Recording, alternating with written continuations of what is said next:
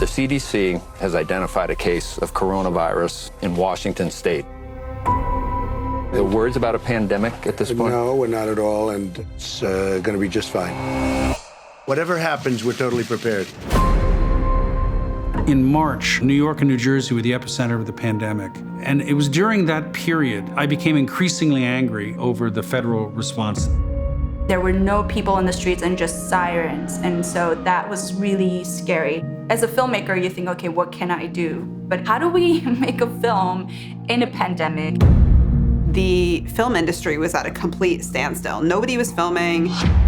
This was the time when we were all wiping down our groceries and leaving our mail outside to get disinfected. And we had to find a way of shooting people in a way that was safe for us, but more importantly, safe for the subjects. So we called Ben Bloodwell, our DP, and said, what can we build? We came up with some really innovative solutions. One was the COVID cam. I feel like that's good and then lose a bit of the headroom. The microphone, the camera, there's the laptop, already has Zoom installed on it. The whole thing you can lift up and you can set down on a table. And the camera system would leave it on the front stoop. Okay, and I hold it. There's like two handles. Yep. Wow, you guys have really figured this out. It has the software that controls the camera, which I would control remotely from my computer. Can I hear you? Hello. Yeah. It's working.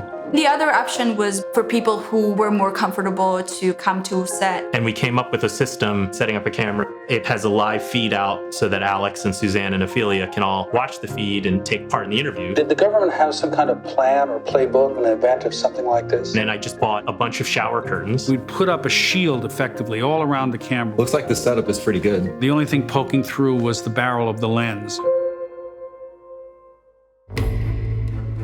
We knew going into making this film, given the short amount of time, that it was going to be really hard to get some of these high-level officials to speak with us. People felt that they had their phones monitored, they had their email accounts monitored, they were being spied on constantly. So how to get people like that to talk? There was real fear of retribution, and we were watching the number of deaths in the US tick higher and higher. We were able to get a couple of whistleblowers. The scientists sounded the alarm every day.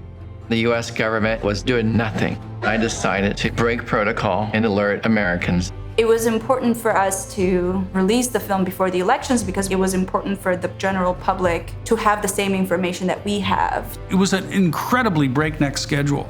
One of the things that was useful about having 3 directors is you could cover more ground more quickly. Stacking up these interviews, and then I'm doing one and Suzanne is doing one at the same time, and then Alex is doing one. Everybody talks about film as a collaborative medium. Well, this was the ultimate collaboration, even though everybody was in a different place. Entirely unprecedented. A community of independents working toward a common goal.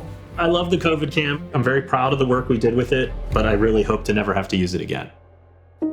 We knew the best story that we could tell was the story that we told, which was what was happening inside the federal government. Our CDC had everything they needed to do a better job, but didn't take it seriously. The plan was in front of us, but leadership would not do it. The film has exposed the decisions made that have directly affected what we've all been living through this year. It's clear the United States did not perform to the best of its ability. One of the reasons we took on board this film was to provide a reckoning to the Trump administration. The truth is that political leaders caused avoidable death and destruction. What we show in the film is that leadership matters. Do you take responsibility? No, I don't take responsibility at all.